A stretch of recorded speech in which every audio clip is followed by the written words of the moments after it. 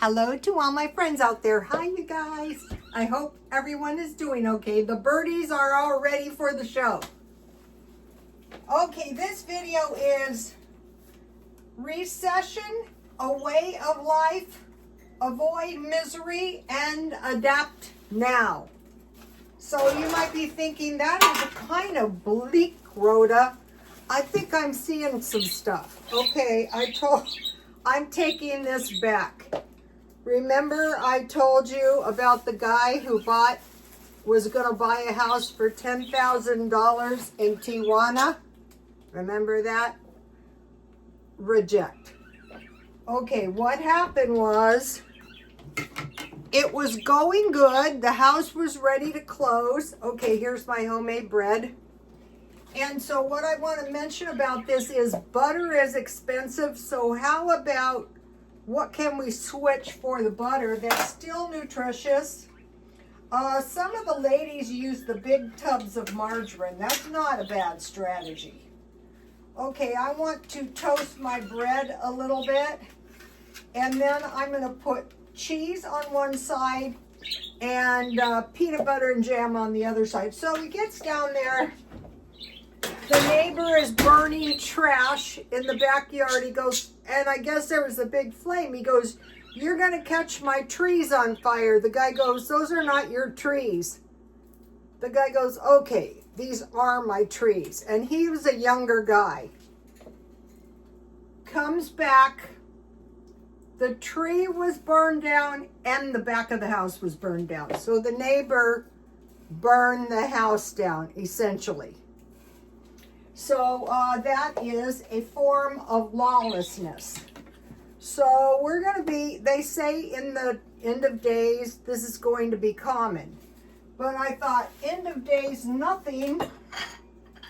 What I want to do is avoid areas where, this is some good tea, this type of an element might exist. Like, I'm going through everything I do, every place I go, and I'm saying, is this a nice place? Are these people nice? And if not, I'm not going there. This is a way of life. Okay. Avoid hardship now. So, okay, we don't know what the future can bring, but if we move into some kind of vicious recession, maybe a depression, we don't want to suffer too much now. It's like a race. You run really hard now, and then like 2 years down the road, you start getting tired.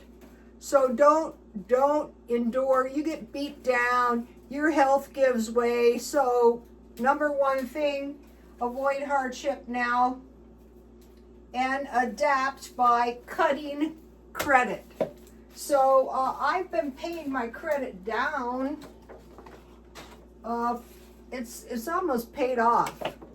I'm just like one of those habitual people used to go, "You're so lucky," and I think to myself, lucky nothing. I worked my butt off, but this was lucky. And it had to do with the Dave Ramsey thing. And I did the baby steps wrong. I thought it was pay the debt off, then get the emergency fund. Okay, my bread is toasted. So I stockpiled cheese. Honestly, it's cheaper than butter, and it's just as nutritious. So I will melt that, and on my bread, I'm going to put some peanut butter and jam. Another thing is, these are good earrings. I don't know why they do this. Start making these little changes now. Making the bread, finding a little bit cheaper ways to exist. You know, not misery making. So I bought this tea sampler, and tonight was winter grade tea. It's green tea. This stuff's good. So, okay, avoid too much hardship. Move out of high-risk places. Even if you live in one, try to limit your exposure to the bad elements. And we're going to cut the credit. Okay, and then stockpile storable food. So you guys saw me stockpiling cans for the last month and a half, and you're probably thinking, Rhoda, I thought it was the no spend. This goes back to so lucky. I don't know why I decided to do that, but if you don't have a stockpile, do not despair, because after some time I discovered that if you just stockpile about 8 cans a week, if you can afford it. I bought this I bought this at Ralph's for 92 cents, crunchy peanut butter, 8 cans, and I have showed you the stockpiles. I'm sure some of you are bored stiff, but some of it's gonna stick. So I want to mention something about stockpiling. This is one of the best things. You know, it's hard to convince people. If I stockpile extra food, I'm going to be spending money. I'm going to have less money. There's 2 kinds of spenders, the kind that spend now and the kind that spend in the future. So if you don't buy what you need now, you are going to spend it in the future. Okay. Why do Mormons keep a year of food? Why do that? To keep them alive if they don't have anything else to eat. That is why we stockpile. So I want to mention some things. Okay, I switched the soup from tomato to minestrone, but this stuff can be expensive, and I got this one at Dollar Tree. This is a meal. If you have like some bread and some cheese or some crackers and peanut butter. And then I have grape jam from Dollar Tree. Okay, and then I usually buy deviled ham, but they have deviled corned beef and chicken. And this little can makes about 4.5 sandwiches. So think about it as 1 can per day to keep you alive. Here's tuna. You can make sandwiches, tuna casserole. This is just 4 of them. And then I just started really going for the chicken. You can put this inside crispy tacos or chicken sandwiches or nuggets. So that is an example of stockpiling cans. All right. No. Number 1, stockpile storable foods. Think about 8 cans a week. Mark down shopping. That is what to do. I did today. So I mentioned to you that at one point I went to the pantry and they gave us mostly produce. So today was the same day as the pantry. This right here is quite a bit of food, actually. Owie, hot food.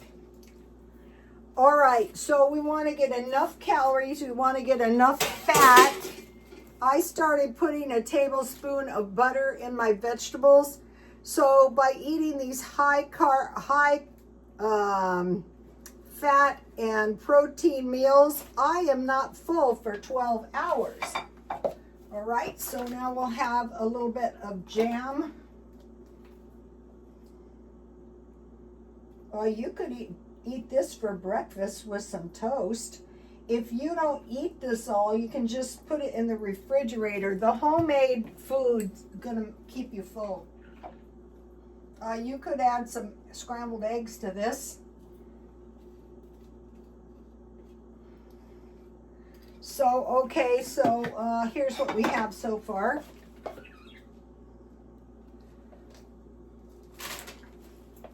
All right. So I went to Ralph's. Thank you for the teapot, Audrey. I went to Ralph's with the idea of getting produce. So I went straight for the produce thing, and they had produce. So I got 2 limes, 2 apples, and 1 orange. And this apple is okay, but the top, I'll just cut that out, and I will make applesauce. I'll just boil this in some boiling water, and then probably tomorrow I'm going to make some applesauce bread. And then the limes are nice. All right. So I got that. So that was a good thing. Then I got 4 zucchinis. I go, this is good. I will make some pickles tomorrow. And then I got these 2 giant potatoes, and I got 2 small potatoes. So for dinner tonight, and the potatoes are always good at Ralph's. So I made some tasty potato salad. Here is my potato salad. So I like potato salad, coleslaw. You know, it doesn't cost much. This is 2 potatoes and 2 eggs. You could go for 1 egg because, you know, eggs are a little on the expensive side right now. Or no eggs. I am seeing that people are struggling a little bit. We'll talk about financially. So, okay, so I bought that, and I thought, I am buying whatever vegetables they have marked down. I will eat these. If it lasts me a week, I won't buy any until I eat those. Then I bought these hamburgers. These are really good. This is 1 1/3 pounds, so these are a little bit over $1 each. And then I bought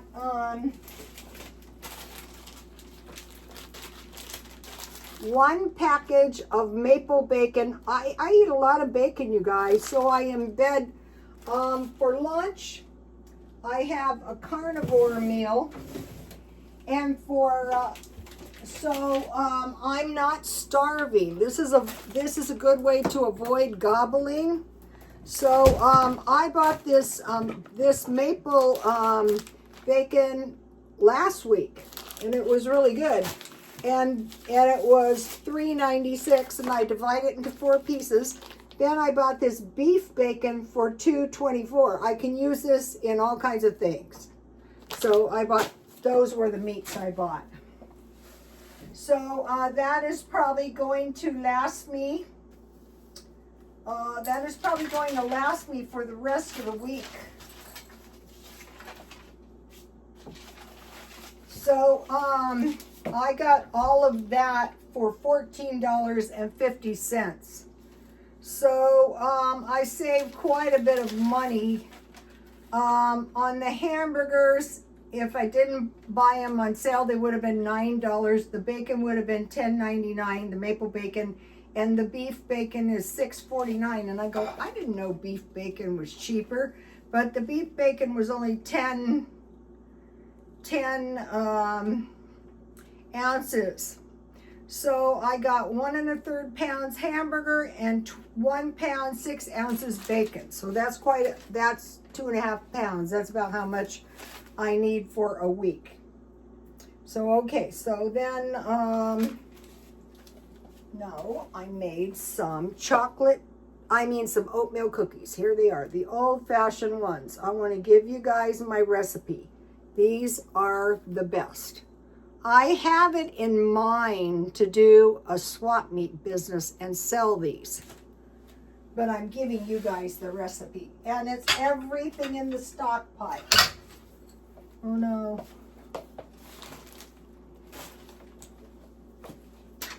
This is not happening.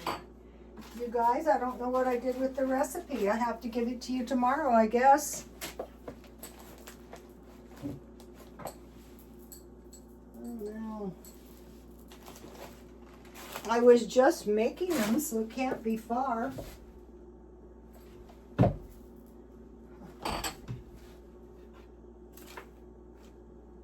Wow.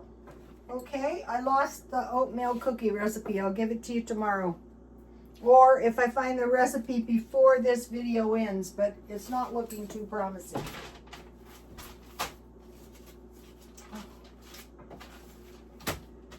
Oh, that's so annoying. Okay, so the meal is potato salad, featuring homemade food. Chicken, I made hot wing chicken. That's my new favorite chicken recipe. And I have to show you something. Here's the hot wing chicken. I just dust the chicken with flour.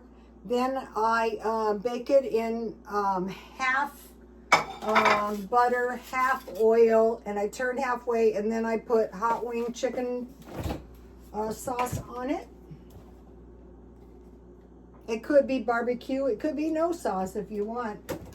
And then I have this thing, Accept All Freebies. This is an order of 7-Eleven chicken wings. So I was lucky, I got these free, $3.99 if I had to pay for them. Oh, my recipe has got to be around here. Let me give you the bread recipe again. This is the important one. Get this one and make sure you stockpile flour. All right.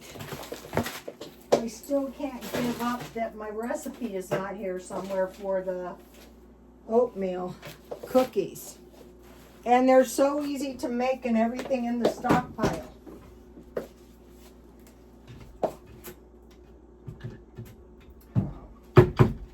Oh, annoying. Okay. So I have a freebie here. I'm just going to give you, there are ideas for the oatmeal. So I went through one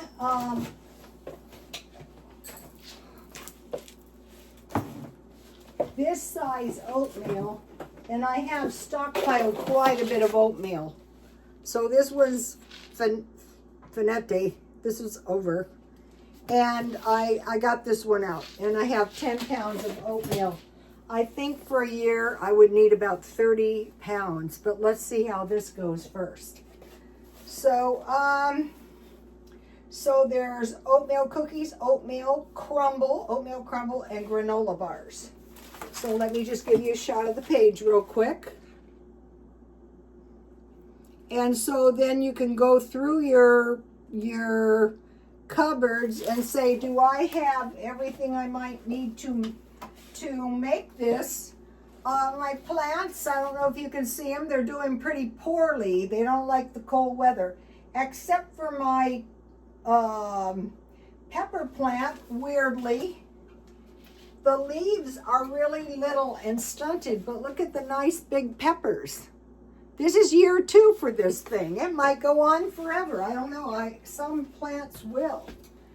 And so I was watching this channel, and it says, don't be too kind to your plants. I cannot believe that I lost that vital recipe. You know what's going to happen? I'm going to find it as soon as the video is done. Oh, I'm so mad. Okay, so that is the food. So, I